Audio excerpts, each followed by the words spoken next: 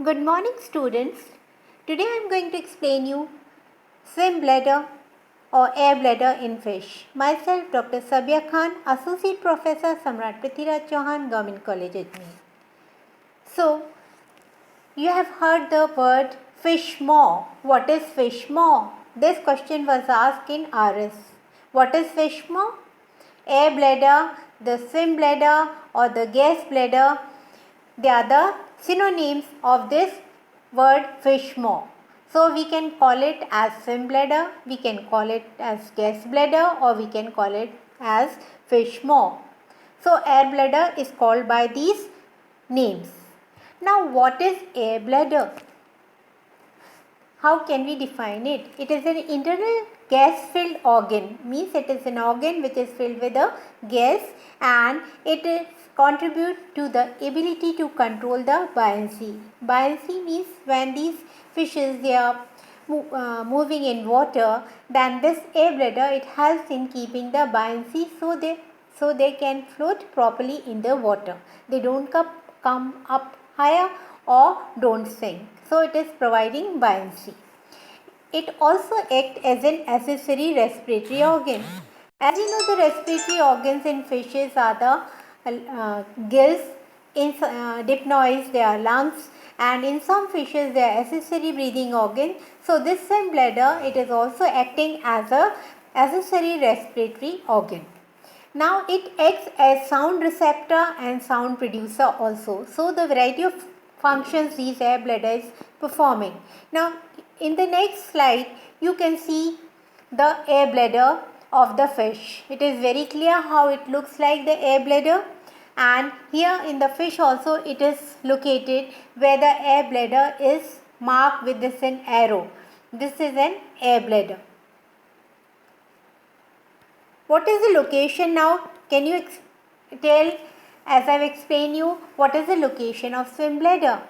Then it is located between the kidney and the alimentary canal. As you can see here in the diagram that this is the kidney and this is the alimentary canal, and in between this structure it is called as the air bladder, and it is connected with esophagus, means it is connected with this alimentary canal, esophagus, and sometimes it is also connected with the gill.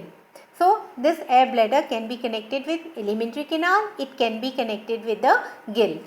So based on this type, there are two types of air bladder.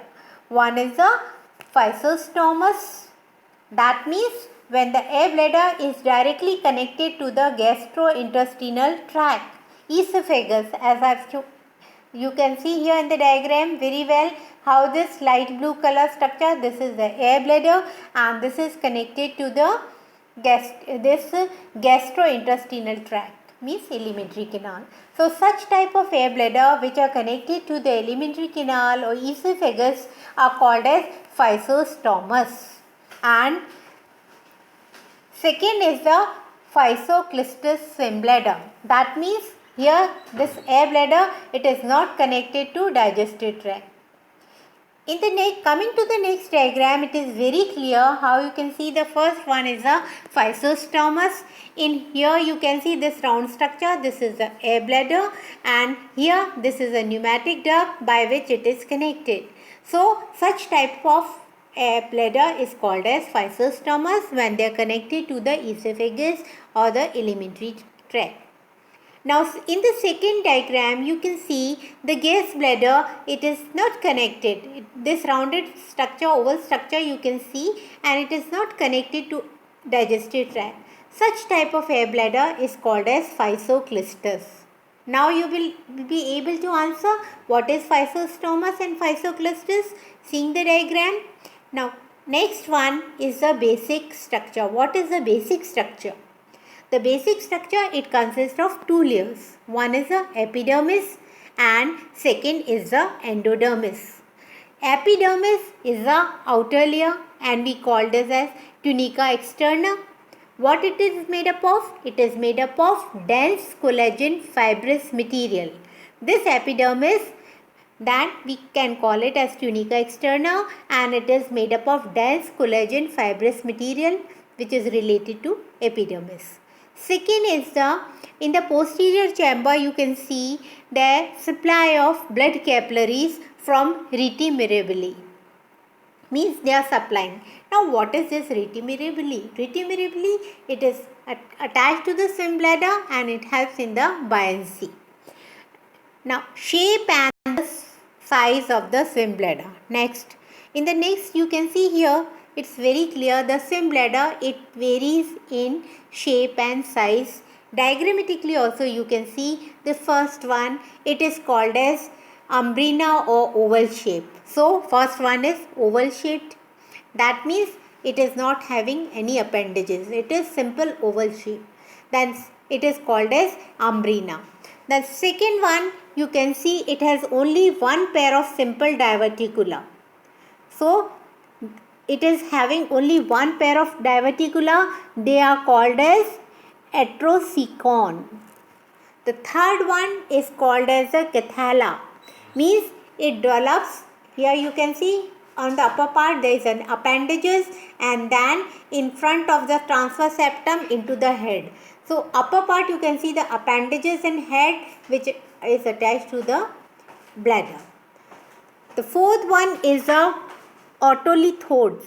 That means the appendages they are attached to the posterior end part. Here you can see the appendages they are attached to the posterior side.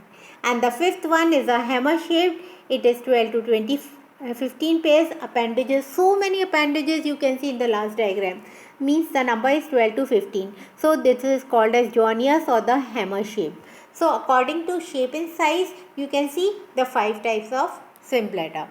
Then there are certain fishes, for example the polypterous fishes, they have the swim bladder of the primitive condition and it is oval shape. And if we see in dipnoids, then dipnoids they are also called as lung fishes, and in them what happens, the inner walls they are produced into alveoli. The swim bladder is called the lung. It is called as lung. In Accipensa fish, the swim bladder is short and oval. In Amia and Lepidosteias, the swim bladder is unpaired, means it is not having any appendages and simple length of the body. And in Notopteris, there is a longitudinal septum. So this is a type of diff. Here you can see the swim bladder. In the first case, you can see the bladder, it is attached to the gill. So as I told you, the swim bladder, it can be attached to the gill. In the second case, the swim bladder is attached to the kidney. And in the third case, it is attached to the rete mirabili.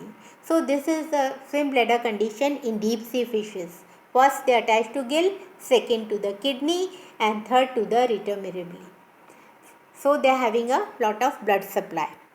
Now next, how do fish rise and sink in water using air bladder? This is a question which is asked.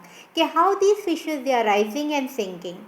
So number one case we are taking when the fish are rising, means they are swimming upper side. How? In that case what happens? A fish must reduce its overall density. How the density will be decreased? By increasing its volume. But the mass should not increase, only the volume should increase. Then only it will be able to float. And it accomplishes the task by filling the air bladder with air. Means when the fish is swimming, when it is rising in the water, then what it do? Number one, it reduces its density, increases its volume and fill the swim bladder with air. So there is buoyancy and it can float. When it is sinking, then what will happen? It will release the air from the air bladder. So the volume will reduce and it will sink in the water. So when the volume will reduce, it will sink in the water and it will release air from the air bladder. So these are the conditions. Now functions of air bladder. The air bladder describes the various functions which the air bladder, the swim bladder of fish performs. So it performs a variety of function. First is a hydrostatic organ.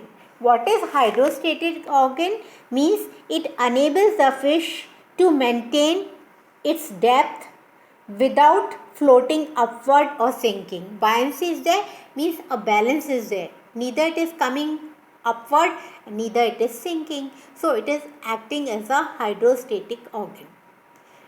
help in adjusting. It helps also in respiration, production of the sound, and maintain proper center of gravity. Center of gravity is maintained so that fish is in equilibrium in water, homeostatic condition. So finally what we conclude, that air bladder, it is very important to the fish.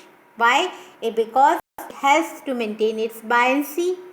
The air bladder has evolved from the very past age. It means when there is evolution of the fishes, and it is also used in making various kind of dishes. So you can have wonderful dishes from this swim bladder, and these dishes, they are provided to you and on the table in Japan and other foreign countries, and this is a very tasty food. The people are fond of it, this swim bladder.